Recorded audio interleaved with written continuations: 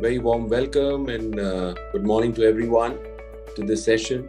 I would, on behalf of the management of SP Jain School of Global Management, look forward to having a session where me and the alums who've taken out their precious time on a Saturday morning to obviously throw a lot of light as much as we can in terms of what skills did they acquire during their MBA studying time with us, and how has that kept them in good state as far as the corporate sector is concerned. And of course, times have not been easy, but at the same time, I think the way specifically the management, the senior management and us at SP Jain managed ourselves during the initial months of the pandemic, we of course were as bamboozled as the rest of the world in terms of what does the future have in store for us. When the lockdown happened initially in the March of 2020, and I still have a vivid memory around it, but there were a lot of critical steps taken to ensure that the imparting of real knowledge and education didn't stop. And luckily we operate, especially in the Dubai campus, in a country that is so full of brightness and hope and positivity towards the future, the United Arab Emirates. We are of course people who've people already know it, who are living in UAE and are lucky to be working here. Some of you in terms of those seeking admissions to our program and living in UAE already know how blessed we are to be in such a country. We just saw a wonderful spectacle of 6 months of the expo, draw its curtains down, and that's not the end of that place. There's going to be a redevelopment again. So this is a country that continues, bringing in a lot of hope. And hats off, of course, to Sheikh Mohammed and all the wonderful government folks in UAE to be building towards steadily every day towards that bright future. And we therefore, as a top school that operates in this country, are compelled to always look at the future and bring in those tenets into our programs, so that once people finish the program from us and move into the real world, they are at least equipped to be able to give their best shot towards building a sustainable future for themselves and their families. And I must highlight the fact that all the success we've had as the youngest business school still in the Forbes Top 20, our journey having started merely in the year 2004, and now we're running in our 19th year. That success has actually been built on the strength of our alumni, and all the participants will hear from four among our glittering list of top alums in this region, who are of course working extremely hard, but at the same time redeveloping themselves every time. And that's where our success typically comes from. So without any further ado, I would like to first call upon Arun Arunachalam. He works at Kraft Heinz. He's from our very first MGB batch.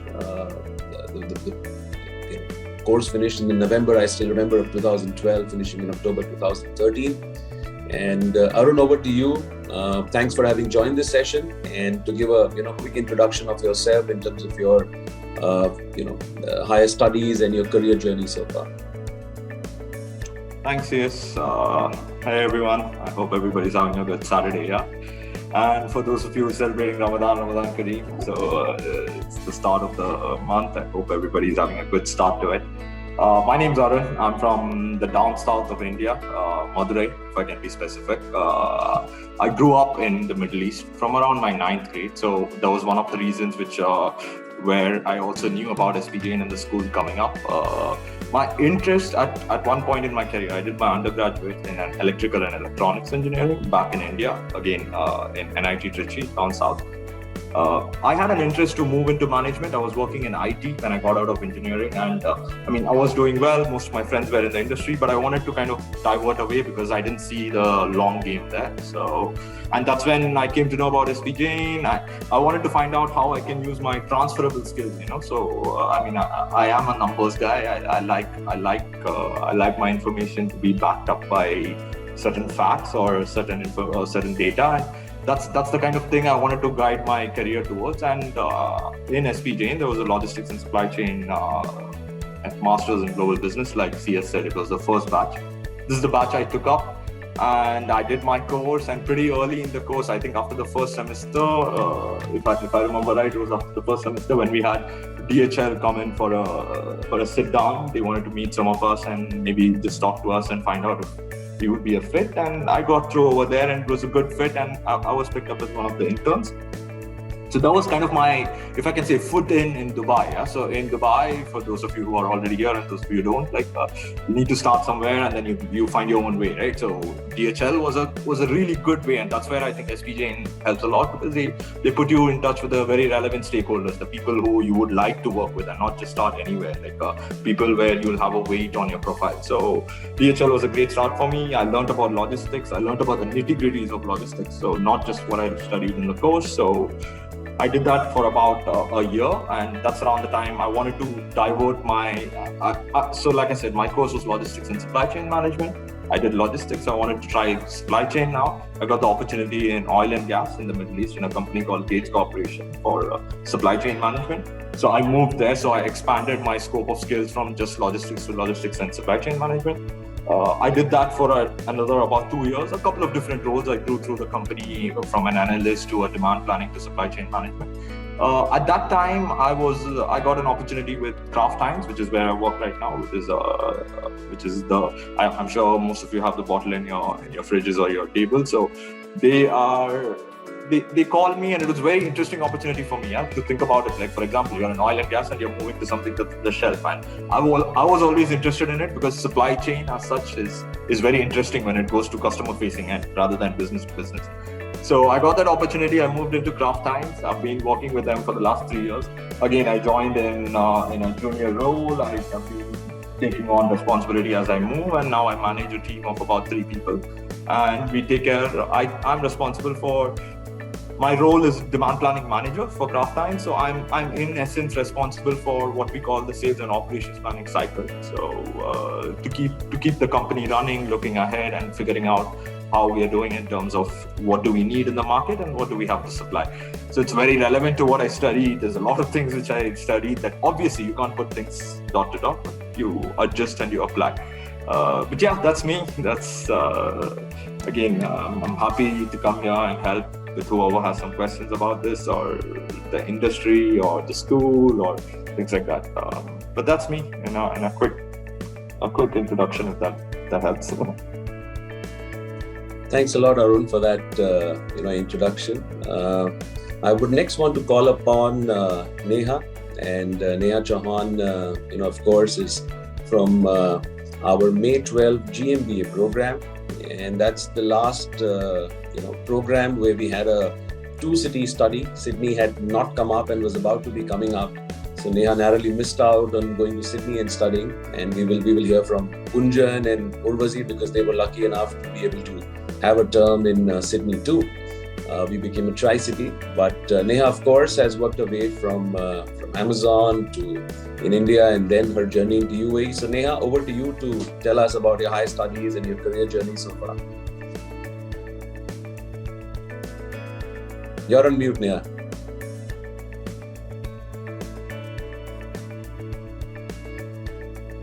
Yeah, you're on mute, so we can't hear you. I think you need to unmute her. That's what she's. If I got it. Okay, Joyce, if you could just do that, please.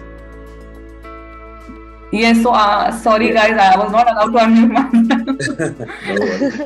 myself. Okay, so hello people, good morning. Of course, it's still 10 minutes to the afternoon. It's a Saturday and I have 2 kids, so it was a very tough time. But yes, I love speaking to new MBA grads and the people who are aspiring to be coming into this program. So yes, guys, just a short introduction of myself. I started my journey back from Infosys in 2007 from India. I was into a core Java background into development. So most of you know about these advanced Java, SQL, Oracle, and all those technologies I used to work in long back in 2007 with Infosys. So we were in some key projects delivering for one of their banking products.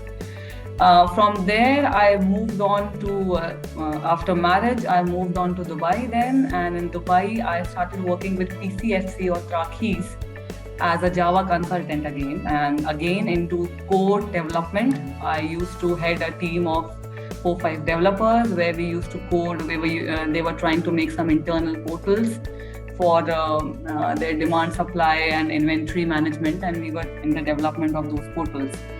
But then I realized that there is something in me which was trying to prompt me to more to management roles, more to leadership roles, more to client-facing roles, right? Where sometimes you have that calling inside you which tells you that no, this is not the right field I need to be and I need to move on.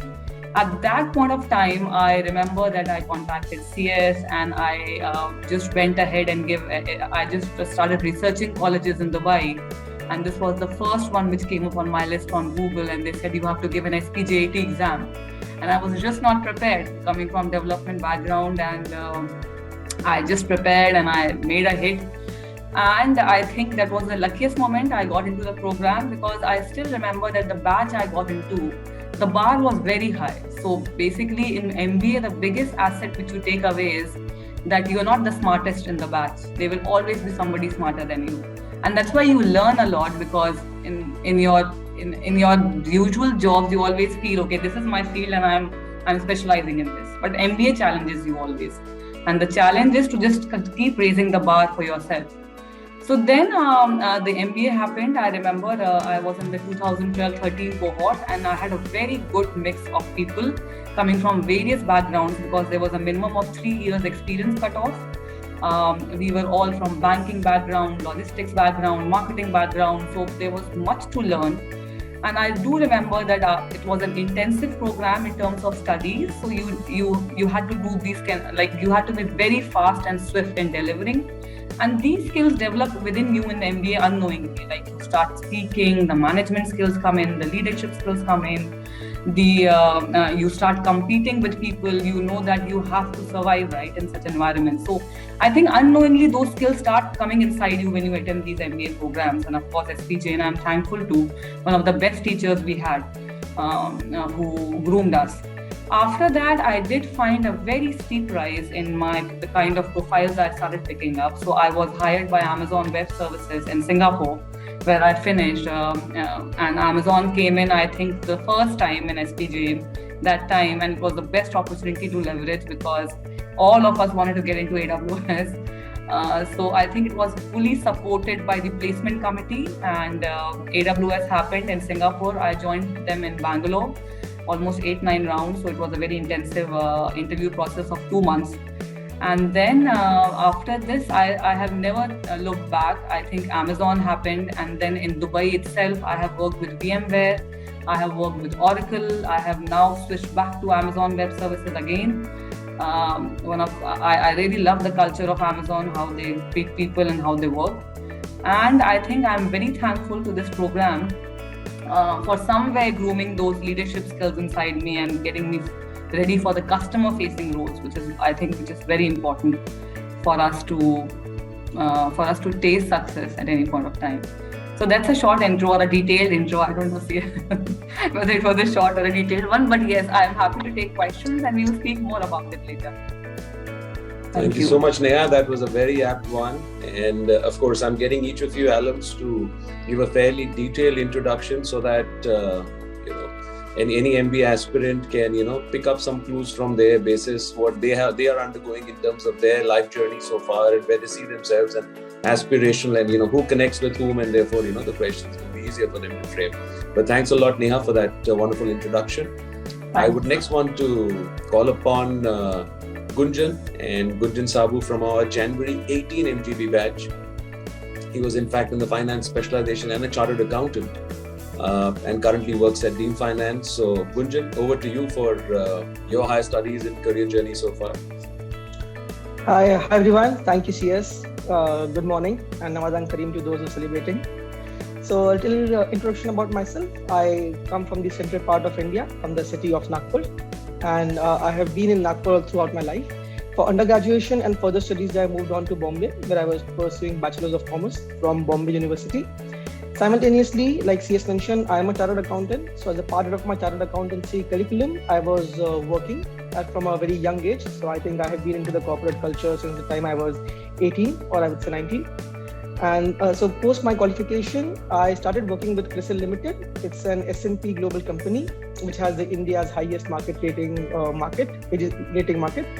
My work responsibilities there included bond valuation, basically valuation of fixed income securities.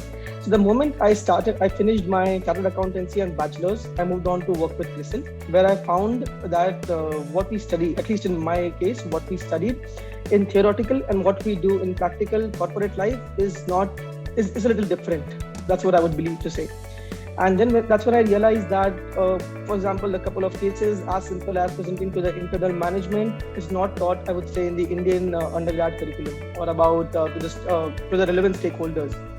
So I found a disconnect that maybe I need some management skills, which I think might help me in the long run. And that's when I decided to pursue my MBA. I started researching about colleges, and I would say the fact which really inclined me towards SP Jain was the Tri-City program. All of the colleges, I would say, were either in India or in a specific country. But a 1-year program, which does not take my time away so much from corporate and lets me spend 4 months in Dubai, then Sydney, and then Singapore, I think was the point where I decided that this SP Jain is quite relevant for me. I started my journey at SP Jain in 2018 in finance specialization, starting in Dubai, then Sydney, and then Singapore. And I think COVID hit in 2020, so I was the second last batch or third last batch who was actually lucky enough to travel all the countries and before hitting the lockdown across everywhere. I finished my journey in December 2018, Singapore, and then that's when I came back to Dubai. So I'm an MGB student, so we had to pursue a 4 months of internship. My journey after finishing my course and entering an internship, there was a delay of 2 months. And I think CS and everybody in corporate relations teams know that from finance specialization, everybody was placed except me, but the corporate relations teams never gives up on you. They always make sure that what profile do you want, they recommend you to connect to different alums to make sure that you get the right role, which they also think is relevant for you. So lucky enough, I came back to Dubai and started working with Beam Finance. Previously, it was known as Dunya Finance for people who have been in Dubai for a long time. I started as a financial analyst intern. In 4 months, I converted to a full-time financial analyst into the business planning department. The role, I would say, started with as simple as management reporting, shareholder reporting, and business planning. But then later on, as time went, in 1 year, I was promoted to the business planning manager. I started doing more of strategy work. So the role was not just limited to number crunching, but overall strategy approach about the project management, reports, and everything. I don't think I could have landed a better role here.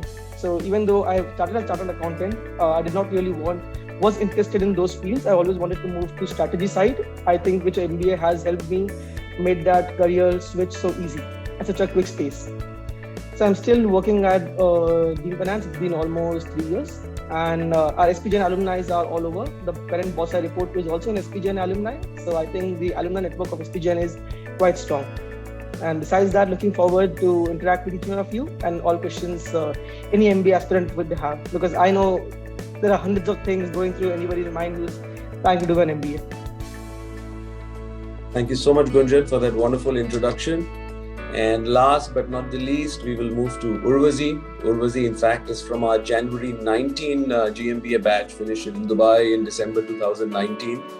Extremely lucky because she got to finish her, and then because the very next batch was impacted by COVID in the 11th month of their journey.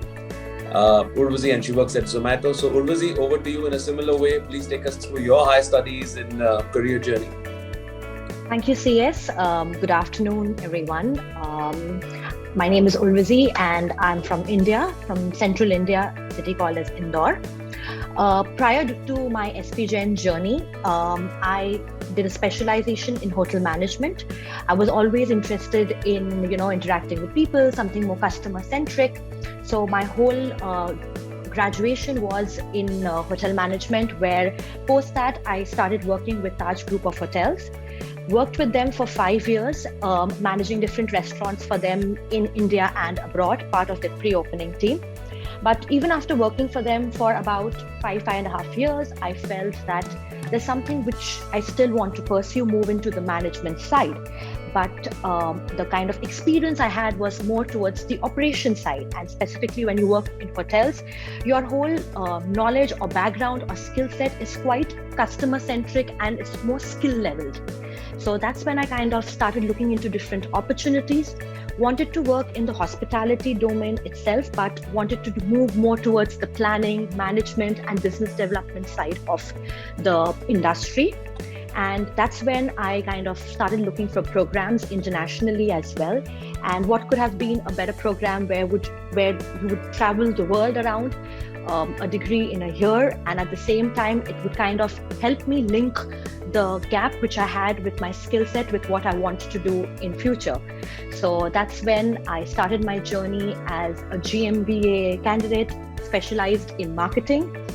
I was a part of the Jan 2019 batch. So as CS said, I was the batch which was actually lucky because as soon as I graduated, within 3 months, we had COVID. And that's the time post my graduation, I started like my MBA with SP Jain. I started working for Hyatt and I just started in the month of Feb. And in 2 months, we were told to go back, stay at home, because hospitality industry was one industry which was majorly impacted. People stopped traveling, people didn't have anything to do, and it was a scenario where we didn't know what we would see in future.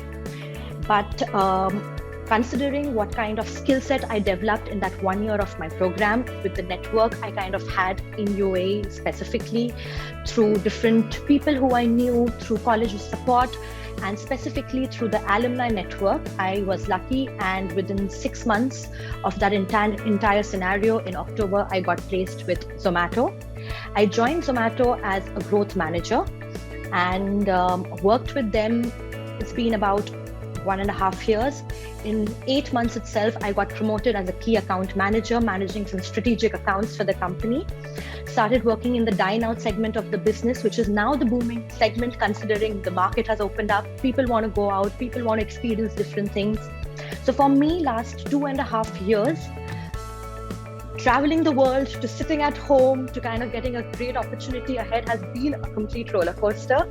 And if I look back, specifically, what I would remember is the kind of exposure I got in that 1 year with SP Jain, developing my skill sets, specifically from a background where I had a specialized knowledge to moving into something which is where you look into management, planning, strategizing. So it kind of gives me a complete different look to what market is today. And I feel this journey has really helped me a lot. And I would definitely say that, once you are associated with this particular program, this particular course, it helps you in different ways and in different situations in life which you would have never thought would come across. So for me, apart from learning in terms of amazing exposures that we've had in the Tri-City program, the kind of actual challenges that you would see in real world, SP Jain has prepared me for that the most. And I'm really thankful for that experience. Thank you so much, Urvazi, for taking us into that journey of yours. And now I would just want to pose to this alum panel my first question. And the question I have, and I would want to request each one of you, maybe in the same order, to respond is, what were some of the visible gaps after that, with all due respect that, school and higher school and the undergrad education, and each one of you has worked after that.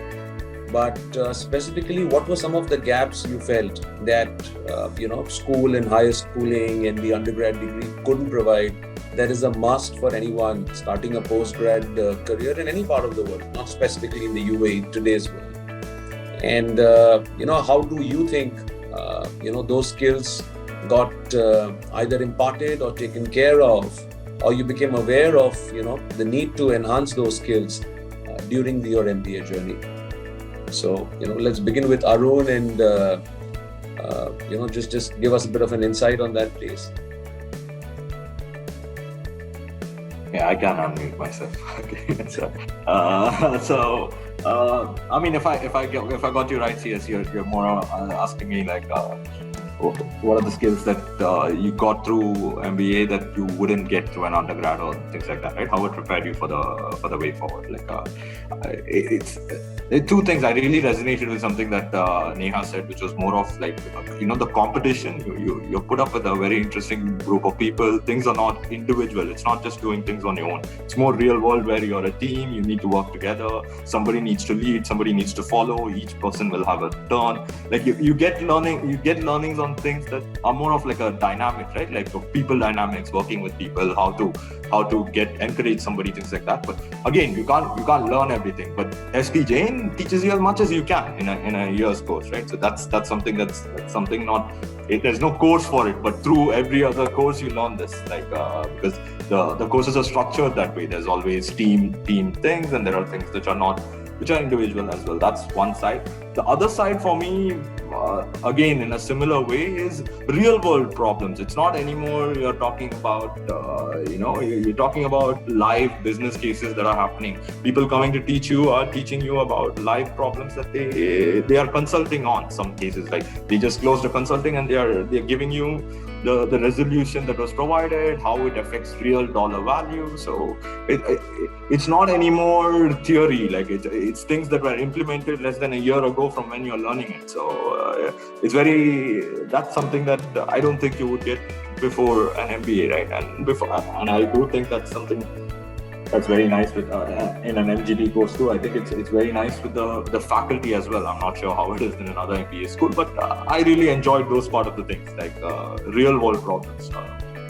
And all of these things, you can't learn all of these things in courses, but you can learn so much in a course, and then when you get into the real world, again, you will not have inputs. You need to take a call and move on. So it sets you up for those things, to face those kind of issues. That's the, if I can say, from a bigger perspective, things that SP Jain brought to me. Thank you so much, Arun, and I fully agree in where each of the things you've said. Neha, your take on this?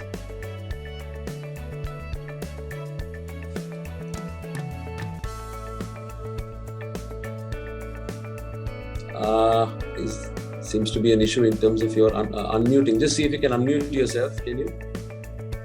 Oh, okay. Joyce, so it's not allowing me to. Okay. Joyce has to change. Yeah, she has to make you a co-host. So Joyce, if you could do that, turn her into a co-host so she can mute and unmute easily. Yeah. Yes, so thank you, CS, again. So basically, firstly, guys, I'm a senior account manager and I work with AWS, Amazon Web Services. So Amazon Web Services is a subsidiary of Amazon with self-cloud solutions. And of course, you all might be knowing about cloud. It's cloud, AI, ML, IoT are these buzzwords, right? So the journey from your school to such a profile is a very valid one, which I saw in between, because I think the Indian education system is a lot about mugging up things. They don't encourage too much of research, which I see with my kids now. Curriculum like British curriculum and all, I have seen that they are very much research oriented. So it's not that I'm criticizing the Indian curriculum system, because yes, they allow you to compete in a very natural world, but then there is a kind of things where they don't show you practicality, right? For example, I'm an electronics engineer, I have done engineering, but I don't even remember one subject of what I studied in engineering because I don't use it. So the problem is they don't teach you things a lot which you are going to use later in life. So some of you might be coming from electronics background, some might be maybe BA, or some might be coming from a law background, some might be hotel management, but then what you do after an MBA is the real skill that what you want to do in your life. This is something which I learned, because as I told you that nothing which I did before my engineering really counted of what I am doing today. So the point which I want to make is that MBA, basically, when I did my MBA, it helps you to really get credibility, right? And to start, for example, small things. You start working in groups with people. In the Indian education system, you are mostly the sole soldier in most of the things. They will ask you to complete assignments, and people are you don't work in groups and all. So you always get that competition inside you of being the sole soldier. But when you come to an MBA, working in groups is the first thing which I noticed really changed me as a person, because I was literally that person who used to work only on myself. complete assignments quickly, complete this quickly. That is just embedded in your mind, right, from the Indian education system. So then working in groups, you realize, okay, this person is good in this skill. Why I don't learn this skill from him or her? This lady might be very good in speaking out. Why I don't learn these skills from her? So the MBA firstly grants you to interact with people and get the best skills out of everybody and make you a little wholesome rather than being the sole person. The second thing, of course, it opens a plethora of opportunities. So basically, before, when I was a coder, I used to reach out to the C-level people in the company. I used to talk, I sometimes wanted to talk to a CIO or a CDO, and you never have that accessibility, right? They will think, oh, this is just an engineer, probably a coder, like why she's reaching out to me. But an MBA gives you that credibility that they will always see your LinkedIn profile and say, okay, maybe she has done in IT management, I can speak to her. So a lot of plethora of opportunities open up for you, where you start your crowd to mingle becomes totally different of what you have done before. And secondly, you do see a rise in your pay packages, you do see a rise in the kind of profiles you pick up. So I think I'm very thankful to SP Jain for that, because as I before also I mentioned that the cohort which we worked in and the teachers which we got from SP Jain used to encourage a lot of confidence in us, so that I always used to think that whenever I used to deliver an interview, I used to think when I'm going to sit on the other side of the chair and take interviews. And those times come after you do an MBA. You become that smart person who's sitting on the other side of the chair and taking those interviews rather than you being the candidate, right? So this kind of jump comes in through an MBA, and through SP Jain, I still remember that when I was competing for this, when I was going in for this AWS role, 7-8 rounds, the placement committee was fully supporting me, because morally you get a very, very discharged, right? 2 months of program. On the third round, you think maybe I'll be thrown out, or the sixth round, you think maybe I'll be thrown out. So there's always this kind of fear. So even committees like the placement committees like different committees they keep supporting you mentally. Apart from the cohort itself, you make such great friends who keep giving you those skills. Somebody will give you a presentation skill of how to draft those presentations, which you have. So I think that MBA completes you. It's a very wholesome thing. It makes you a wholesome personality rather than being a very specific one before in these undergrad roles. And this is one thing which I want to highlight. Thank you. Thank you so much, Neha. We'll move to you next, Gunjan. Hi. So again, I think MBA twofolds. My answer, I think, will be in twofolds. One, I think, which already Neha mentioned, and I think I also mentioned in my introduction, that what we actually study in Indian curriculum theoretically, and when you have to actually implement it in practical life, I would say it's a little different. From financial perspective, I very well remember that valuation was just a concept which I read in theoretical books. In my first role itself involved valuation of bonds in a country which I haven't even maybe heard a name of ever. So I think those practical, so there's a bridge which needs to be gap between theoretical knowledge and I think the MBA knowledge, between a practical life, which I think MBA helps a lot in bridging those gaps between the theory and the practical, which actually needs to happen. And second, I also feel it gives you the confidence. I remember first job, freshly out of college, I had to present it to a lot of stakeholders. First presentation ever, I was not really so confident about how to actually do it, because I would say undergrad curriculum never gave us the opportunity to present it to a senior management, talk to people across the board, have the confidence to deliver what you want to. But I think, and the moment you get into an MBA, it's a rigorous program where they teach you the real life skills about as simple as presentations, Microsoft tools, analytics, which I think is very important and much more important in a practical life besides the theoretical book knowledge. And second, I think is the most, I would say, the cliche answer I want to give, but I think is much more relevant, is about working with a team and prioritizing things and time management. Now, I think it's the most cliche 3 words which everybody might have heard, but I think MBA gives you the opportunity to work with the team under time pressure about the assignments. I'm sure my alums also remember the 12 o'clock deadline where they had to rush, and 2 assignments they had to prioritize between one of them. So it essentially involves dividing all responsibilities between the teams to make sure that all the assignments are delivered on time.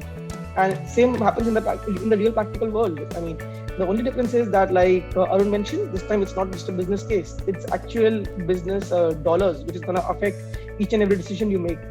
So I think it gives you the platform between to stepping up to the practical life. And for me, I think it just bridged the gap between the Indian study ecosystem to the actual practical life.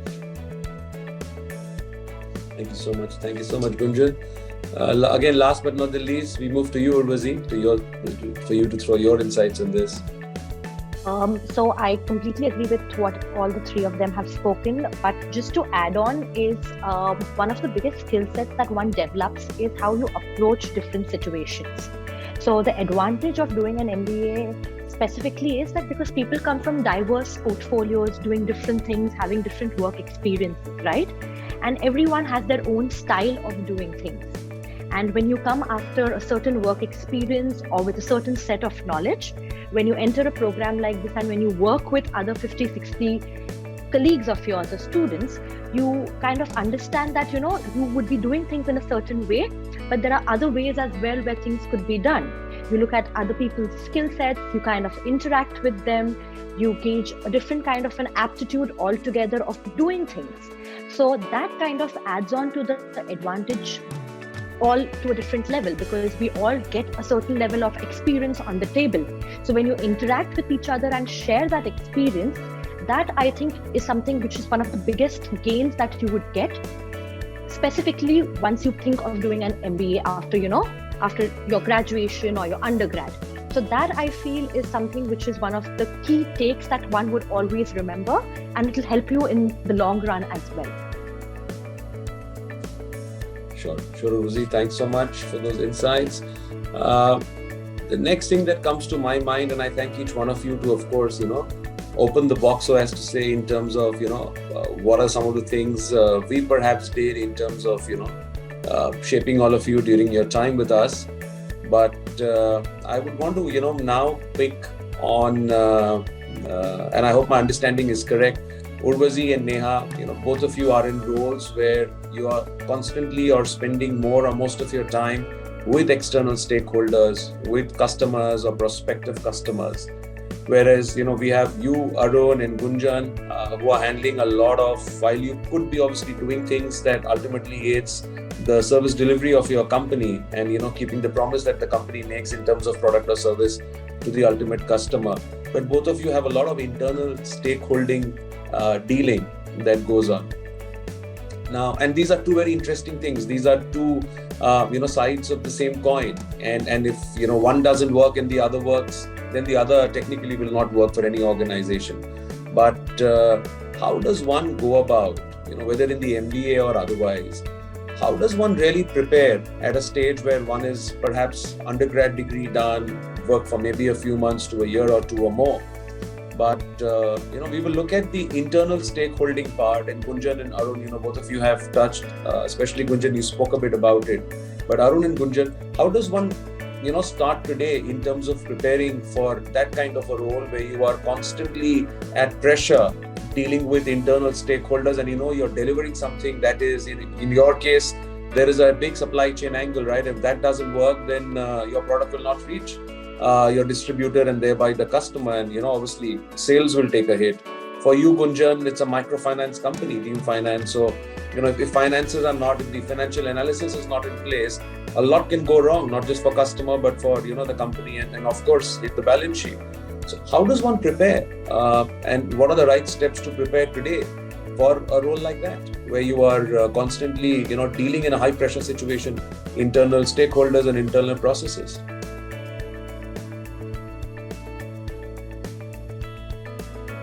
You want to go, Gunjan? Yeah, Sure. yeah, go ahead. Okay, Gunjan, you want to start? Whichever, for you to choose. One of you can, go first. So like CS correctly mentioned, the two profiles are two sides of the same coin. But one thing which I believe is that the senior management, or I would say the internal stakeholders, are also spread across different experiences and different mindsets. So there's always going to be a time where the senior management puts a pressure on the whole, I would say for me, a business planning team, because we have to basically interact with all the stakeholders to set up budget for the organization, which is not an easy conversation to have with anybody. Be it about increasing targets for the sales, be it about as simple as cutting costs or fighting for a resource or fighting for any budget for a specific marketing department. It's not an easy conversation to have, but I think at the end of the day, you have to just think about it as a wholesome business. You have to run the business and believe that it's as of your own business, and would you actually spend $1 on it? So for me, it's as simple as it's my business. Do I need to spend $1 on this? And that's how I have a conversation with all the internal stakeholders. And it's not a pleasant conversation to have with the stakeholders, specifically related to all these contexts. But at the end, I just believe that whatever you have learned in your MBA, consider it as a business case. Consider it as a business case with your own dollars involved in this. And I think the pressure will automatically be resolved, because at the end, pressure is in every job profile. You just need to handle it well. And I think MBA teaches you, like I already mentioned, that the pressure, everybody gets used to the pressure eventually, but you have to just make sure that you deliver on time. Make sure that all the internal stakeholders are on board, because at the end, everybody needs to work in the same direction to get the boat sailing. Sure, Gunjan. I can add on to it. I think it's a very interesting question, right? Because it's you learn this on the go. Usually, you're there, and then you need to deliver bigger things, and then you figure out who do I need, who's buy-in I need, and things like that. But I mean, it would be a great skill for somebody to come into a corporate sector or any environment, not just corporate, any organization, knowing how to do this already. And like you said, to prepare for this, I think you just need to think bigger. Like, don't think of things that's only inside your control, right? Think of things that are bigger than things that only you can do. And then you need somebody else's help, then you need to go speak to that person, like manage that. It's give and take in stakeholder management, right? As much as there's a work and a process involved, it's more of have your circle of influence, have the people that need to help you, have them in the right contact. I mean, that's how it works when you're doing the job. But to prepare for something like that, I think you need to start with something as simple as try to do things beyond your control. Don't just stick to things that are in your full control, right? Like the target things beyond, and then you will have the need to go speak to people, get their buy-in. I mean, even in your personal life, even in your in anything, not just in a job. That's how I see it. That's how I would prepare for it if I had the chance again. Like if I had to set myself up for this. Yeah. Thanks so much, Arun and Gunjan. And while we touched first on the internal stakeholding part, and that's very crucial and critical. All of you know, all of you have been working long enough to know that. But we'll turn our focus now on the external side and dealing with customers. And in any company, the sales team or the client handling team will always tell you, hey, each of you do nothing unless and until we get in those clients for you, and the revenue comes in through the clients, right? When the product sale happens or the service sale happens. And we have the two ladies who are obviously dealing with customers in and out daily for their companies. So how does one prepare for a role like that? And we can begin with Neha and move to Urvazi. So, Neha, over to you and your take on this. Yes. Yeah, it's a very interesting question, CS, actually, because I was just thinking that when did I think about these client-facing roles to be? So basically, currently my role is whenever we have to sell these cloud solutions, it's mostly to the C-level guys. So it can be a CEO or a CIO or a chief technology officer or a chief digital officer. And these guys will just give you half an hour, maybe from their tight packed schedules, to talk. So if you are irrelevant in that half an hour, you never get that chance again, right? So the speaking skills, or whenever you have, for example, half an hour with a very senior guy, even if you have to pitch your MBA skills, or even if you have to pitch your technology skills or marketing skills or sales skills, that half an hour matters always. So I think I very well remember that in my MBA, I was always mentally prepared while I was doing my MBA that I need to get into these client-facing roles. And so I started picking up those skills during my MBA program itself. whenever there was a group activity, I always used to volunteer myself for a presentation. I know that everybody used to run away. No, I'm not going to deliver this PPT. And I used to always take it because I knew that I will maybe fail in 5 of them, but then I'll start getting that confidence on speaking on stage, right? So the second thing is nominating myself for the placement committee, which is a very crucial committee inside an MBA organization, right? Where you have to interact with the foreign stakeholders of all the companies coming for campus placements. So again, you get that interfacing. So wherever I found that opportunity during my MBA of being a little client-facing or just facing those stakeholders of MBA, I used to always pick it up. And that always helped me. I think my public speaking came up during my MBA itself. I never used to be a public speaker before. I always used to shy off and be a very introvert person during my engineering, I remember. But then in my MBA, picking up those opportunities helped me. So I think whosoever on the call and who are planning for the MBA, always think about it, that what do you want to achieve out of this MBA and where your interests do lie. Because Neha has done an IT management MBA, or because Arun or Burzin or Urvazi have done some in their field, it might not be relevant that you also do the same field, right? You have to have that calling, and you need to understand once you get in the MBA program that what exactly do you want out of this MBA program, be it a rise and spike in your salary, be it a profile, be it public speaking, be it getting into client-facing roles, be it getting into kind of Arun and Gunjan's role on the back-end and operational side. So I think during the MBA, always look out for that skill and try to maximize your MBA. And I did that in my SP Jain program, and I was always given that opportunity by the teachers I used to see. Whenever they used to see there's a speaking opportunity and I used to nominate, they used to give me a chance to speak. So I think always leverage those opportunities and get that ROI out of that MBA, rather than following somebody or following a path which might not be very suitable for your personality. So that's my take on that. Yeah. Thanks, Neha. We move to you, Urvazi, for your take on this.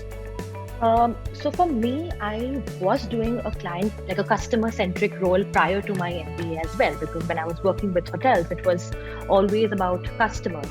But the shift that I had post my MBA, it was quite different, because when you work with hotels, you're facing the end user, the customer, and you look at the satisfaction and the delight of that particular person.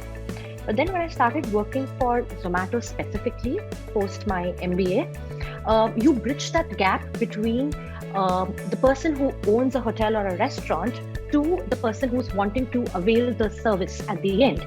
And that kind of makes it very important, because you have to kind of be a common factor in the middle in terms of giving suggestions, in terms of giving ideas of how you being there would be relevant to them. And specifically in today's market, where there are a lot of competitions, there are a lot of comparisons that happen. As Neha said, that when you've been given that one particular time or in a busy schedule of a person who meets 10 to 15 people, how do you do that particular task in a way where what you say or what you're presenting is relevant to the person? How are you able to provide that solution to them? Or it's not about just selling in today's time or about business development. It's about more towards consulting, giving them solutions, telling them how they could come across different challenges. So I feel business overall, specifically for client facing, also has changed a lot in last 1.5 years. Initially, we were always easy to go and schedule a meeting and meet people personally, but now it's more of Zoom, and kind of in that particular half an hour or 1 hour, you have to make yourself relevant to them. So I feel that's something which is very much important, and that is something which I gauged majorly during my 1 year of SP Jain, because when you work on these real life cases or situations, and when these cases have some or the other level of challenge associated to them, the solutions that you provide is what you need to do in today's time as well. So I think that's something which is one of the key takes that is really helpful in today's time, in today's business scenario. Fully agree with that. In fact, that leads me on to another question now, and that is, we've seen the pandemic come and hit us, and we've of course just passed that 2 years back time horizon when that happened to us sometime in mid or third week of March 2020. And from there to slowly coming back to feet, hubbed at home and meeting internally or externally with customers entirely on video, to today's world where things seem to be going back to a new normal, where people are obviously meeting more freely. Governments telling that, hey, now you don't need to have your RT-PCR test to enter certain zones or even enter a country if you are vaccinated. Masks going off literally in public places. The curbs coming down. And then we don't know if what comes out of China tomorrow, what comes in terms of a new strain. So is there a need in today's times for a graduate who's going to be starting the program and finishing?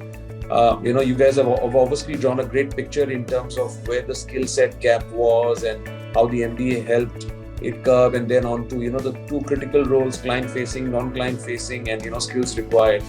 But where does each one of you think or see the reskilling or the upscaling, so as to say, where does that stand right now? Are there skills that need to be reskilled? Are there new skills that you see in the next 5 years would be a must to do well, irrespective of what you do at an organization, just to survive and make it out in that hard-hitting corporate structure? And all of you, I'm sure, agree it's not easy, right? Getting everyone, satisfying your boss, satisfying your company, trying to make it a good journey for you at that company till the time that you want to pursue something outside that company. But where does each one of you think the next skill move is going towards, and what are going to be some of the key skills required in addition to whatever we've spoken for a fresher graduate in the next 5 years? And we can take this in any order. I mean, anyone who's prepared first can put your hand up, and you can go first among the four of you, as long as we have a couple of responses to this. So if I may take lead on this one. Sorry, Urvazi, go ahead, please. No, go ahead. It's okay. Sure, Gunjan. Okay, so one thing which is currently happening in my organization, I'm sure every other organization, and I think one skill set which needs to be a part of any organization, be it front role, back role, finance, risk, supply chain, anything, which I think is analytics. I mean, I cannot emphasize more on this, that right now the business does not expect a dedicated analytics team to which needs to work on it. Instead, they prefer people who have the expertise of their domain as well as a basic analytical knowledge. Because at the end, not only number crunching, but also extraction of those numbers, understanding what those numbers mean, and making sense out of them. So I think analytics, I'm currently working in finance, so I think even finance analytics, I'm sure supply chain analytics is something which is entering each and every domain. And I think be it as simple as a Power BI course, be it simple coding which you require to get the data, make a sense out of it, I think is absolutely essential. I am myself currently upgrading myself into analytics course, enrolled into course, and understanding more of it, how to take it forward. So I think analytics is one portion which everybody needs to keep on working on. Thanks, Gunjan, for that insight. I feel that one thing which is very important is specifically which is required in today's time is that don't shy away in terms of presenting things or talking or giving out your ideas. I think something which is very important in today's dynamic market or dynamic scenario is that you should be open to present things, open to give suggestions. Don't have that hesitation, because public speaking is a very important skill which is right now needed. Either you're working somewhere where you're not client facing or you're facing clients. Presentations is something which is something very much needed in today's time. And second is adaptability. You should be open to adjust in different markets, different regions, different countries. Of course, everyone has a goal where I would want to work in X city or Y city. But specifically, when you're doing an MBA and post that, you should be open to work in different countries. You should be open to adjust in different markets or in different job roles, because everything in today's time is quite interlinked as well. And it just adds on to your skill set. So don't feel hesitant of doing something which you may have not done before, because it's something which will eventually help you to grow further in your career. So these two kind of skill sets and mindset is something which is very important, I feel, in today's time. Specifically with my personal experience, I would say that if you want to kind of grow faster in your career, be it in any profession, you should be open to, adapt yourself into different situations from time to time. Don't feel hesitant about it. Thank you. Thank you, Urvazi. I'll go on Yes. next and see. Sure. So sure. I actually interact with a lot of clients, right, from retail, from logistics, from education, from airlines. So what I have seen, there has been a very massive change in COVID. For example, these small brick and mortar retail shops. If you see these, maybe people who stay in Dubai, these Choitrams of the world, the Spinneys of the world, the traffic in them almost reduced by 80%, the people walking in the grocery stores. And they never had an online presence, right? So many people thought that they had been in such a big setback, not having that online presence. So Choitrams.com came, Spinneys.com came, and everything, mobile apps started coming in. So we started ordering everything online. So first and foremost, everybody understood that if they are not online, they are not existing in this world. Because with COVID and with these viruses coming in, an online presence is needed.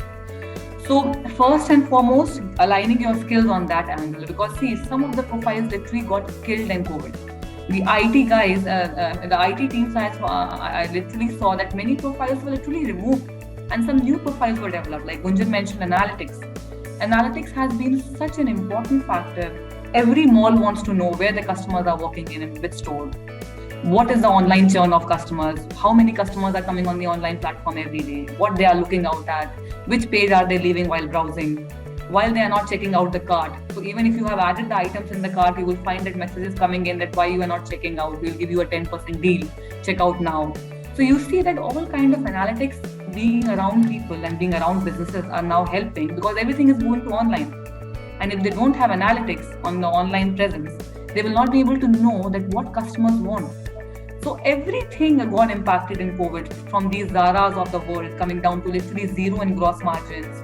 So many retail stores closed, if you see, which big brands which we knew about just closed down their markets in Europe.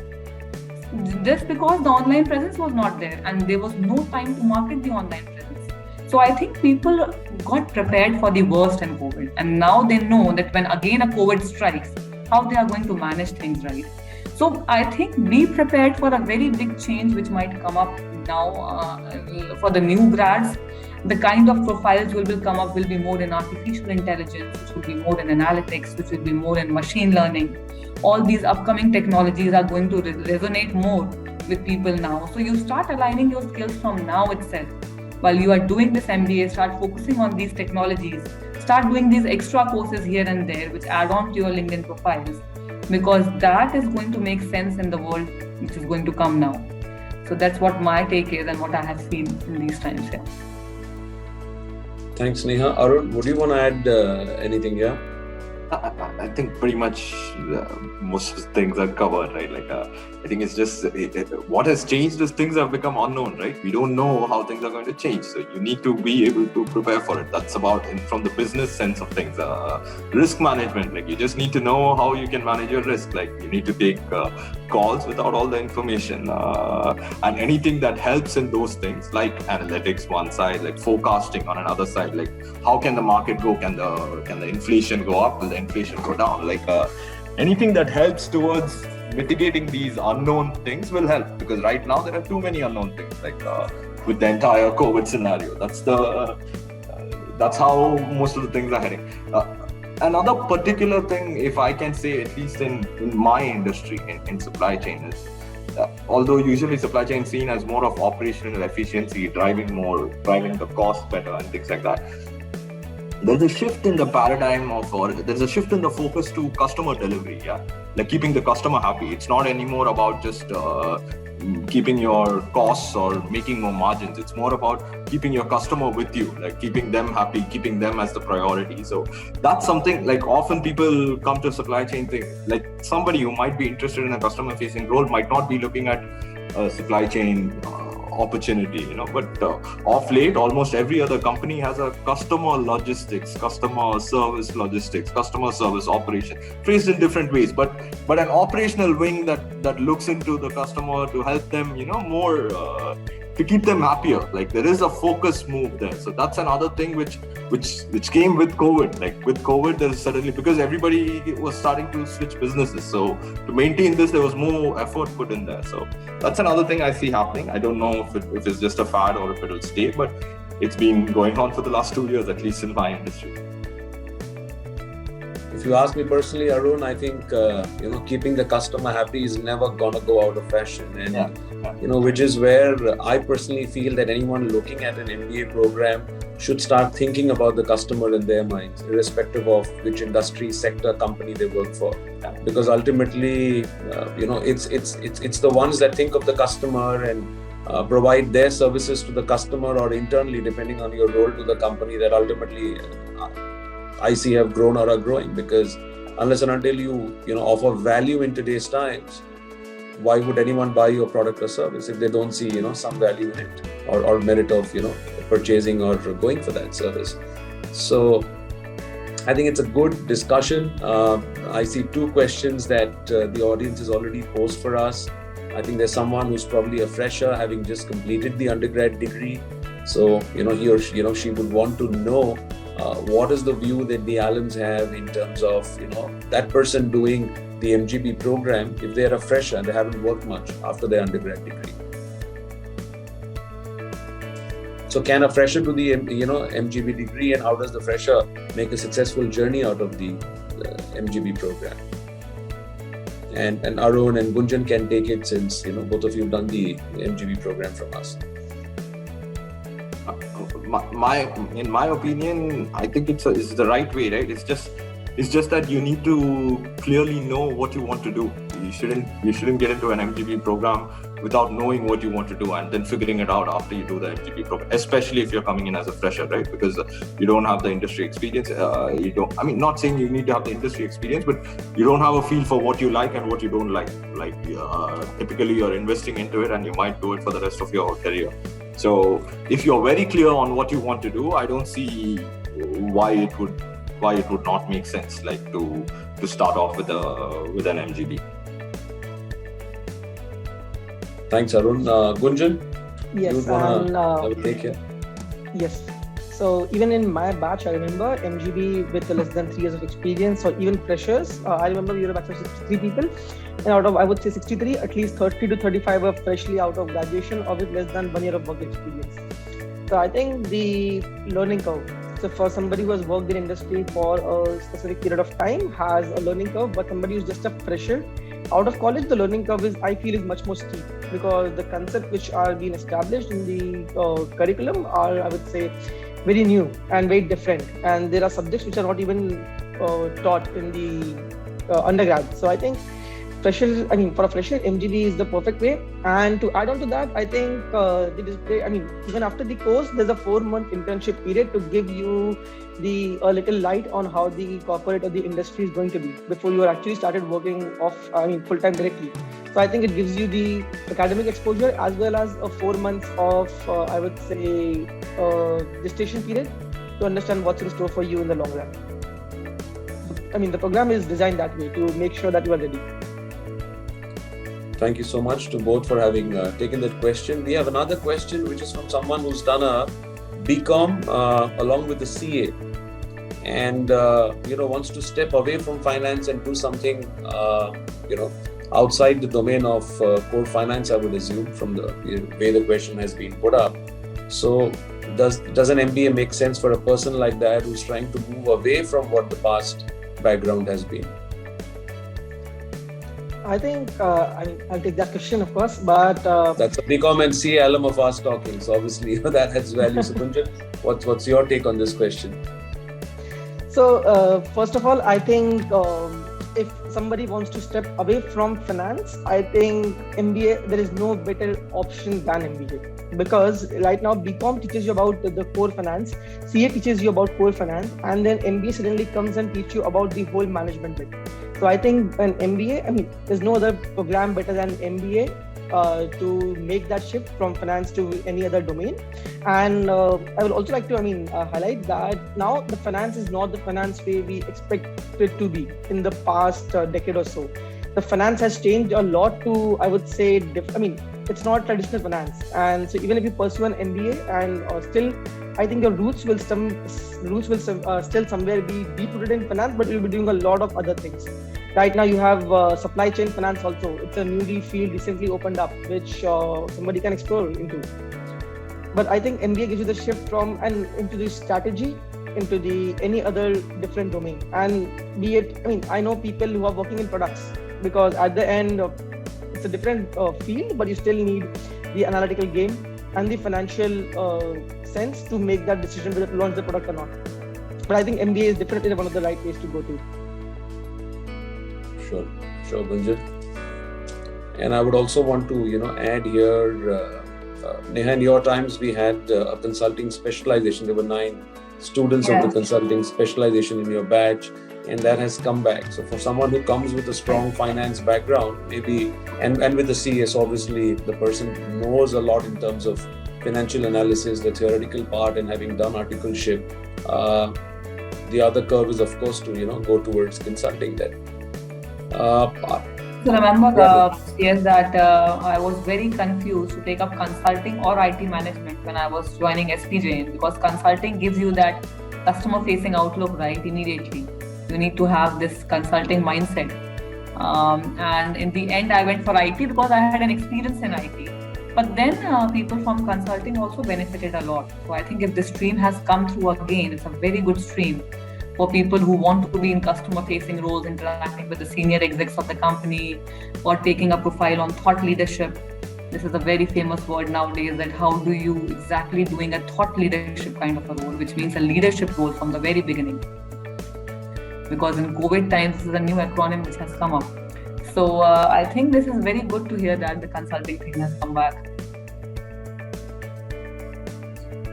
Before we wind up this wonderful discussion that we've, of course, been having, we can't wind it up, till each one of the alums of ours tells us maybe in a statement or two, power statements as to why an SP Jain, be it a GMBA or an MGB, but why an SP Jain MBA. And this has to be a past statement, so you can take a few seconds and then the first one comes up, and this is random order, so whoever puts their hand up goes first. And everyone does have to offer that 1 or 2 statements. So you want me to, tick the clock and look at 30 seconds and then look for a hand up, that's fine. But a statement or two, why an SP Jain MBA at a time like this?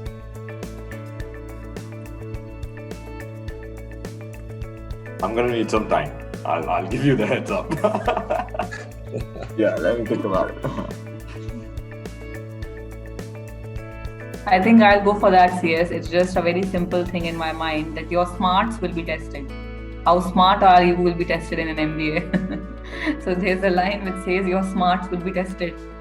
So I think MBA is always a no-brainer to go ahead and at least advance yourself into some skills which you'll be using throughout your life, right? And not limiting yourself to those engineering and those IT backgrounds. So I think that's it.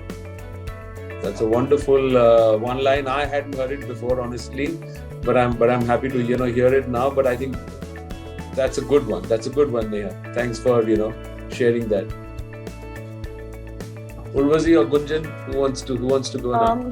I feel an SP Jain MBA does actually test your limits to the fullest, be it in the deadlines, be it in time management, be it in practicality of the skills. So I feel anything that you could, gauge in that 1 year in 3 cities, 3 different countries altogether, and gain an exposure equivalent to any other, 2-year program. I think that kind of simplifies everything. So what you would do for a longer duration, you actually end up doing it in that 1 year in 3 different countries. And just kind of specifically for a person like me who didn't have any marketing experience or business development experience before, and now managing key accounts, I think is something which wouldn't have been, that effective if I wouldn't have that 1 year with the course that I did.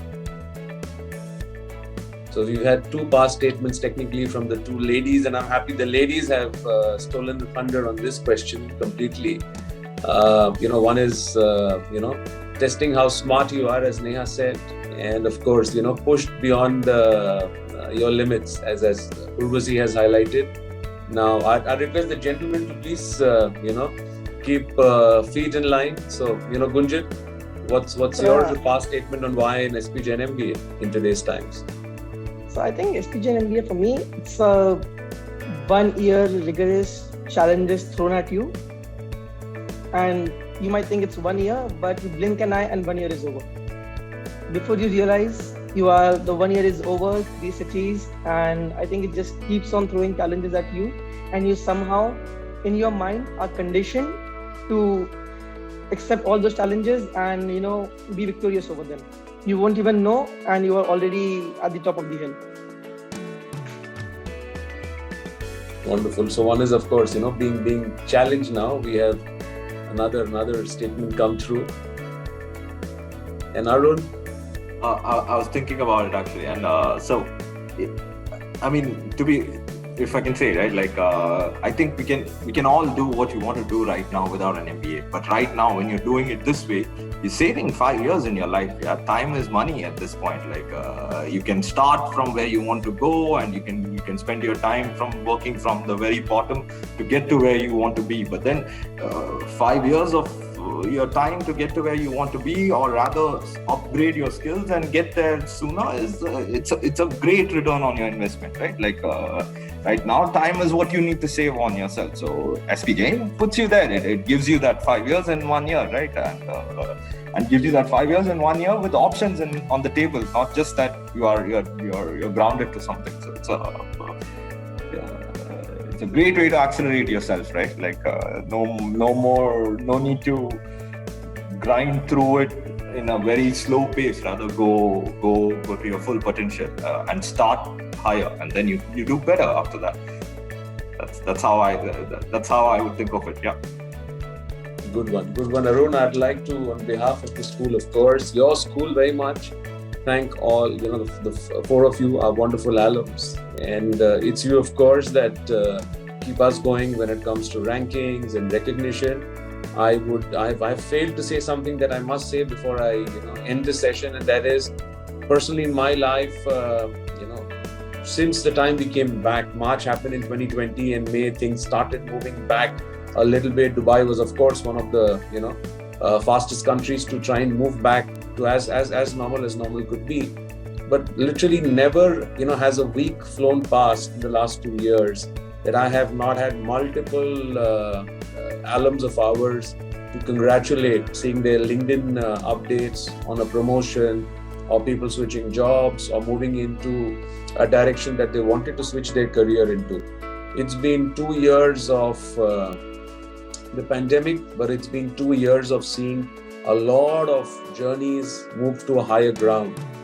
And I think it is that resilience that we perhaps, each one of you said it maybe indirectly, but not directly, but I'd say directly.